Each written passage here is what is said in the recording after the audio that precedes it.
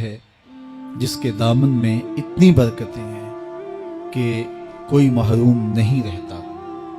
صرف وہ بد نصیب لوگ جو شرک میں مبتلا ہیں، جو سخت کینہ پرور ہیں، جو قطع رحمی کرتے ہیں، قاتل ہیں، عادی شرابی یا بدکار ہیں، انہیں اس مبارک رات میں محروم رکھا جاتا ہے، ورنہ اللہ کی رحمتوں کا عموم اس بابرکت راتوں میں اس قدر ہوتا ہے کہ کوئی گناہ گار جو اس کے حضور ہاتھ دعا کے لیے اٹھاتا ہے اور اپنا دامن پھیلا کے اس کی رحمتیں مانگتا ہے، اسے محروم نہیں رکھا جاتا، بلکہ اللہ سب گناہ گاروں کو جہنم کی آگ سے آزاد کر دیتا ہے۔ قرآن مجید میں ایک مقام دیکھیے کتنا دل آویز ہے۔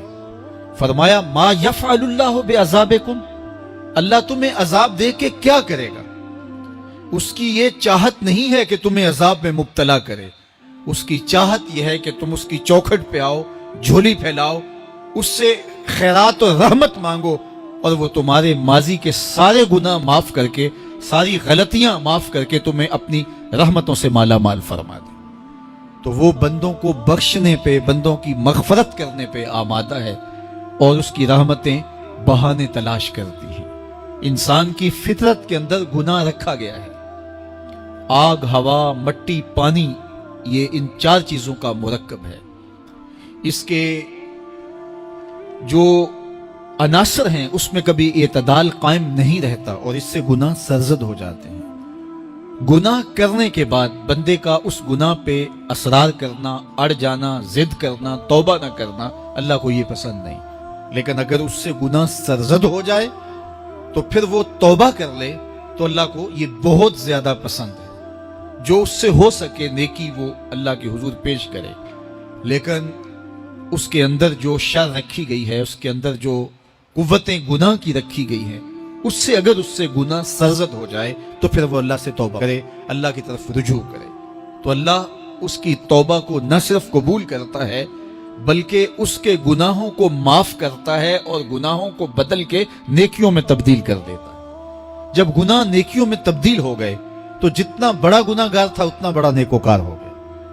حضرت سیدنا عمر رضی اللہ تعالیٰ عنہ بازار میں جا رہے تھے تو ایک شرابی نے ہاتھ میں بوتل پکڑی تھی شراب کی، تو حضرت عمر ہاتھ میں درہ رکھتے تھے اور آپ کا جاہ و جلال دیدنیت ہوتا، تو جو ہی حضرت عمر رضی اللہ تعالیٰ عنہ کو اس نے دیکھا تو ڈر گیا، اور دل ہی دل میں کہا اے اللہ آج عمر کے قہر سے بچا لے، میں تیری بارگاہ میں سچی توبہ کرتا ہوں، اور جلدی سے شراب کو بغل میں چھپا لیا۔ اتنے میں حضرت عمر سر پہ پہنچ گئے اور گرج کر کڑک کے کہا کہ یہ تیری بغل میں کیا ہے؟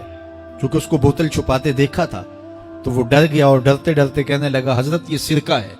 اب تھی تو شراب، لیکن ڈرتے ہوئے بولا حضرت سرکہ ہے۔ تو حضرت عمر نے کہا نکال۔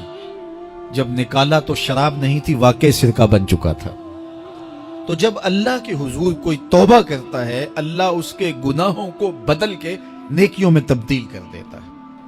حدیث پاک میں آتا ہے کہ قیامت کے دن اللہ ایک شخص کو کہے گا کہ اپنا نامہ اعمال پڑھ، تو وہ نامہ اعمال پڑھنے لگ جائے گا۔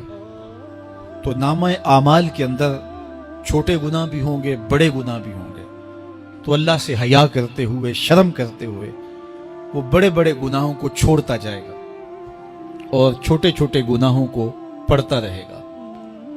جب وہ سارے گناہ پڑھ چکے گا اور کتاب ختم ہوگی تو اللہ تعالیٰ اسے فرمائے گا میرے بندے تو نے یہ جتنے گناہ پڑھے ہیں میں نے سب کو بدل کے نیکیوں میں تبدیل کر دیا۔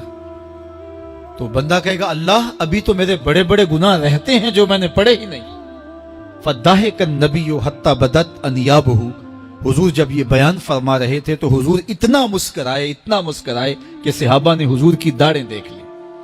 تو پہلے وہ بڑے بڑے گناہ چھوڑے جا رہا تھا، لیکن جب اللہ فرمائے گا کہ میں تیرے گناہوں کو بدل کے نیکیوں میں تبدیل کر دیا، تو وہ کہے گا ابھی تو بڑے بڑے گناہ رہتے جو میں نے ابھی پڑھے ہی نہیں۔